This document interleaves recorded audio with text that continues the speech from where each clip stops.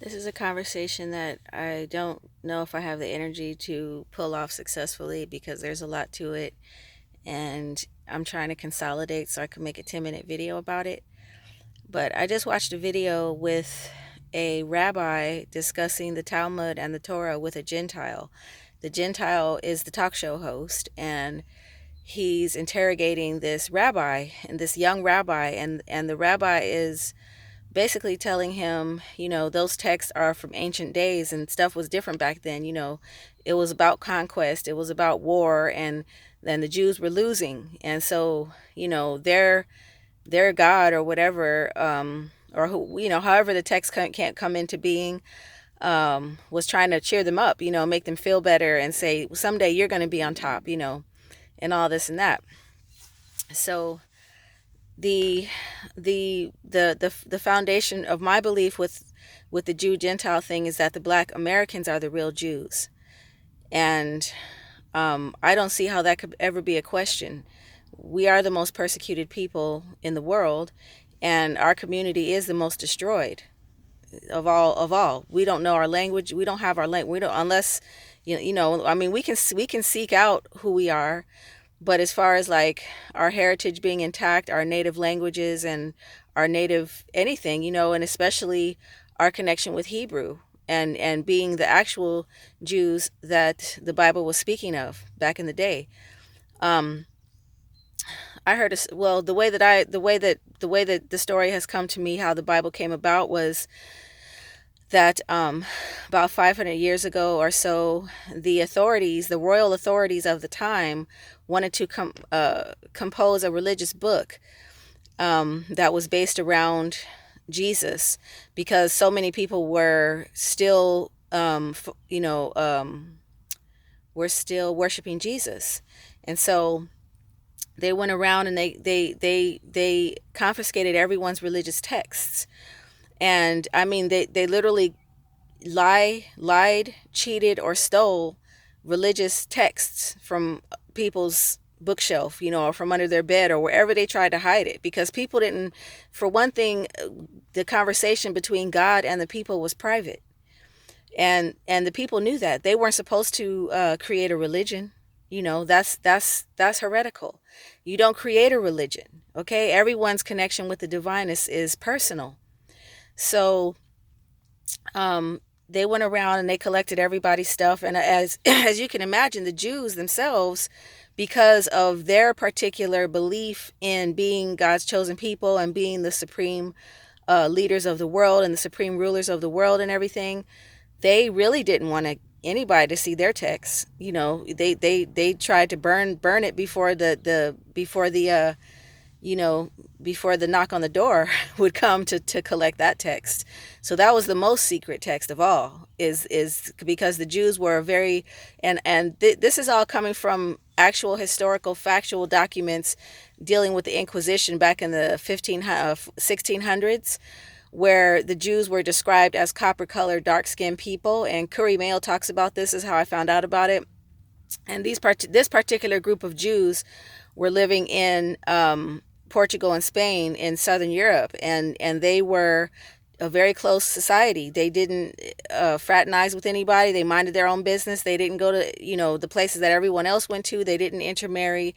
They didn't breed with anyone. And they were black people. They weren't rich people. They were just modest people. They lived according to God's laws. Very natural, very modest lifestyle, off grid, for the most part. And they began getting persecuted by the Pope, and the Pope kidnapped the children. The Pope made the children watch the parents get burned at the stake if the parents didn't denounce their God and decide to accept Jesus Christ as their personal Lord and Savior. Because those Jews, I'm sure, knew that the Jesus Christ that the Pope was talking about wasn't their Jesus Christ. Those two different things. So anyway, this Jesus thing, and Jesus and Mary and the whole religious thing and God's chosen people, all that stuff is very real. It's in our DNA, and there is a very effective campaign to make sure that event never happens again, to make sure that Jesus and Mary don't happen again. And that because Jesus and Mary coming together the way that it happened 1,000 years ago, restored the kingdom of heaven on earth for 1,000 years. And um that was all that whole story is in the Bible. So people wrote about all the things that happened and all the things that, and prophesied things that were going to happen. And Jesus talked about a lot of things that were going to happen. But all of the stuff that's in the holy books and stuff, that's all collected material from this one and that one, and it all has a spin, based on the desired outcome of the financiers. Just like today, if somebody gives you $1 million to write a book, you're going to make them happy, basically. So there's a very concerted effort to make sure that the Savior is never born, and that humanity doesn't get the spiritual nourishment that it's supposed to get from heaven. And this is where this story has really done a really twisty screw in our heads, because we have these Jew converts, right, which are really Turkish, the Yiddish people. They are claiming to be the original Jews that the Bible speaks of, but that's impossible. That's impossible. And if they were, they wouldn't have settled a nation of Israel, because that's illegal in God's law. So, but also, I mean, just the fact that they're the most powerful people on the earth, you can't be the most powerful people and the most persecuted. You got to be one or the other. That's, to me, evidence of that not not possibly being true. And so you have them, and then you have their enemy, right? Their sworn enemy, the Gentiles, the Europeans, the Germanic people, right? Are supposedly the enemy of the Jews, the goy, right? The goyim, which was very enlightening listening to this young rabbi, because he was saying that goyim just means nation. Actually, it's not a pejorative. It just means nation, but it has gotten a negative spin on it, a derogatory spin on it. And it's picking up a lot of momentum these days, because the Germanic people, the Europeans, are all up in arms, defensive against this story of God's chosen people, because they don't ever want to feel like there is a God's chosen people unless it's them. And of course, everybody, if there is God's chosen people, it better be me, or else I'm going to get mad at you, and say that can't be a true story, because God wouldn't choose one people over the other. But this is the problem. Okay. Yes, there is a chosen people over the rest that are destined and born and bred and groomed for thousands of years to rule over the rest. Okay. There is a God's chosen people that God had a closer connection with than had with the rest of the people. Okay, people are not the same. There is a hierarchy here on this earth in the human species, and the people who are destroying it like radically are the Europeans, especially the European Americans, but it's probably Europeans all over the world, because they have this fear of there being such a thing as God's chosen people. They don't want anybody to say it, because they know that it's not them. They know that they're kind of a younger race of people, and they're going to be the ones who are so-called ruled over. So here we go now with the Torah and the Talmud, right? So the Torah and the Talmud say everything nasty about the Gentiles, that that God's chosen people will rule over them and eat their riches, and everything that you could possibly want to spit out of your mouth if you heard spoken. First of all, God would never speak that way, about any of his of its creation. If God was really speaking, that's not the kind of language that God would use. First of all, so that's a dud right there. But what I'm saying is the whole story is designed to deeply instill this fear inside of the Gentile of being dominated and controlled. Okay, so this is why black slavery in America was and is such a sensitive issue for the Gentiles and for the natives that they enslaved, because the native people of the Americas are God's chosen people. That is my opinion. There's a lot of evidence. There's geological evidence, historical evidence of that. And they spoke Hebrew here on this land, here in the Americas 500 years ago when the settlers came. So they had to bring Hebrew speaking translators from Africa and stuff because the people here spoke Hebrew. This is where it all went down. I believe that most of the Bible stuff happened here.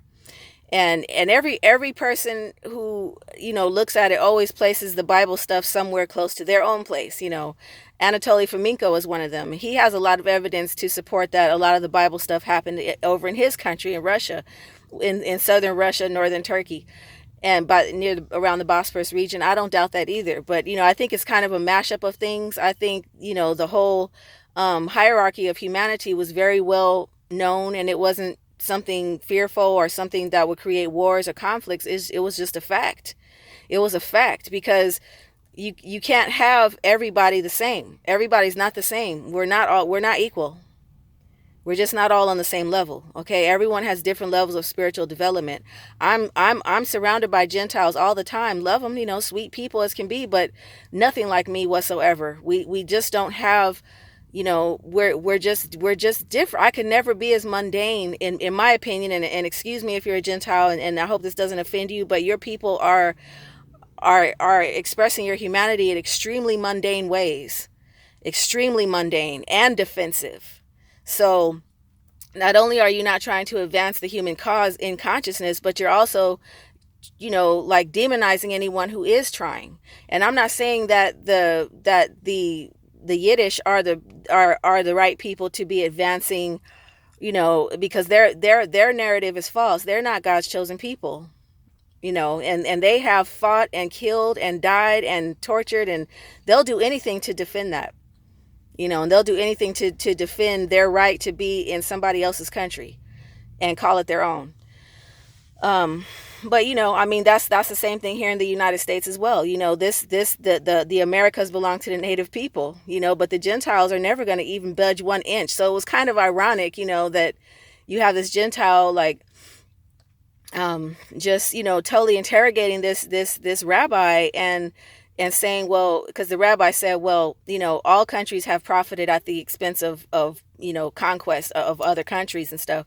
And then the Gentile says, well, so should everybody just go back to their original land and be able to claim and stake a land? I say yes.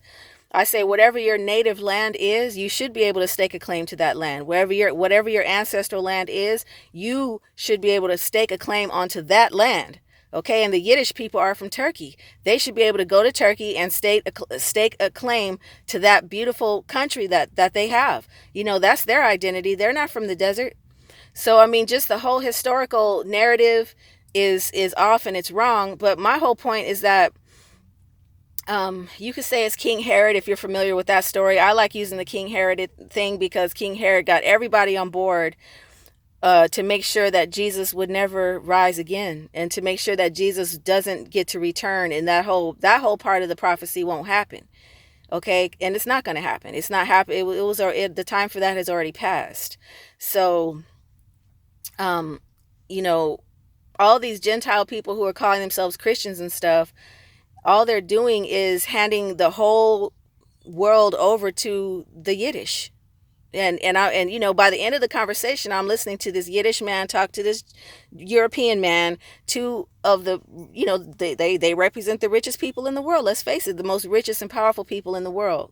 You have a defensive European American who feels like, he doesn't want anybody to rule over him. And then you have this very confused rabbi who's he's willing to kill and die for his home, quote unquote, homeland, which he's only been there since 1942. But his people really believe that their ancestors were there. He's saying I'm raising sheep just like David. He thinks that that's his homeland, that's his ancestral land. So but never, no matter how confused they are, misled, or whatever, they are both powerful and wealthy, comfortable people.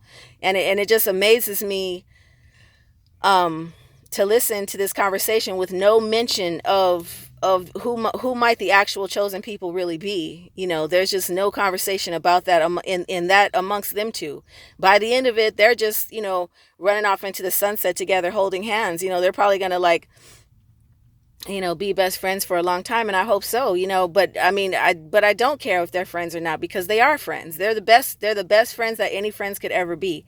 The Yiddish people will always cater to the Gentiles, because the Europeans are their ticket to heaven, are the ticket to their Yiddish fantasy of absolute supremacy on the earth. They had to get the black Americans out of the way. Okay? And I see the whole picture now. I hope that I've been able to peel some of it for you if you look at this picture at all. Um, yeah, the Yiddish are a smaller group. You know, and also the Black Americans have a special relationship with the Europeans as well, and that relationship had to be damaged, and it is damaged now because the Europeans are so like not having it. Like, no way is there a God's chosen people, and God, no, we're all equal, we're all the same. You know, that's sort of like the European outlook, democratic outlook. You know, we're all equal, we're all the same, but they don't really believe that either, because they do feel superior. I mean, every group feels superior because every group is superior in the right context. It just depends on what context you're talking about. When you're talking about spirituality and being original people and having a connection with heaven and earth that is profound beyond everyone else's, then you're talking about, first of all, you're talking about black people. Secondly, if you're talking about a specific event, the Jesus and Mary event, you're talking about black Americans. Okay, so excuse me, the black Americans are the real Hebrews, we are the real Jews. And it's is something that is probably, I don't think probably will never be actualized. It won't be actualized. They, you know, the Yiddish and the Gentiles have successfully wiped out the actual prophecy and the actual thing potential of all of that. So now all that is going to be is Jewish rule. Okay, that's not going to change. Yiddish rule. I'll call them that because they're not Jew, they're not Semite, they're not Semitic. No way. They're Turkish. But the Yiddish will rule over everyone else. Okay, so it's really ironic because you know, no good story is going to go to waste. You have a story of the God's chosen people. That story is not going to go to waste, no matter how angry you are as a Gentile, no matter how angry you are. The only thing you're doing is lowering the curve for everybody. You're bringing it all down, because if you really want to, you know, try to open your mind to see who the God's chosen people really are, it's not hard to see. You know, it's not hard to see who the black Americans are, although, you know, we've been demonized with a lot of crime, and they've criminalized our behaviors and everything, so, and stolen our identity, you know, but that's all done by those Yiddish Zionist people at the top. And it's only a small percentage of them that are doing it, you know, but the rest of their people have to support them. So it's support in numbers. And then I think the whole Islamic world also supports the Yiddish, although they claim that they're sworn enemies. You know, no, I don't think so. I think all of that is just more Jews and you know, or more Yiddish. And yeah, every day I'm just waiting till the end, because the population is gonna be really thin in the future. And if you look at the movies, it's always very European-esque, and Yiddish. Actually, you see Yiddish and you see Euro. That's it. You don't see Asians and blacks anywhere. So it's very interesting, their vision. And I feel like, as a black American or as an original Jew, totally defeated, completely defeated by King Herod. By King Herod's agenda, and I've been defeated by the Gentiles. You know, the Yiddish people put the commands out there, and the Gentiles just took the bait. So you know, you're calling yourself Christian, you're worshiping some kind of Jesus, but I don't know your Jesus, and I don't know your God, and I just don't know it. You know, I mean, if it's good and it's friendly, then I recognize that. But yeah, I think we've kind of like lost the connection to whatever it was that we were supposed to be as human beings. And I'm not sad about it or depressed, really, not really anymore, because I try to sedate myself. But anyway, thanks for watching.